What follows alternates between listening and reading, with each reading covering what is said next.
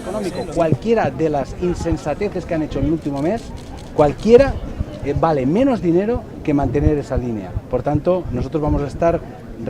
respaldando, por supuesto, a la comunidad educativa del Cremona, y sobre todo lo que les decimos ya hoy es que el año que viene, el curso que viene, esta línea volverá a ser una realidad. Yo tengo 2 hijas, las llevo al colegio público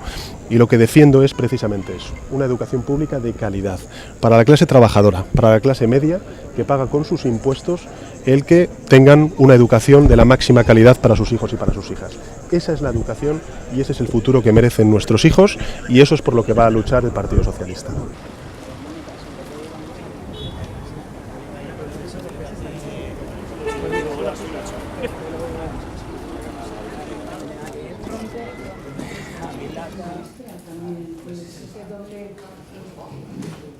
Desde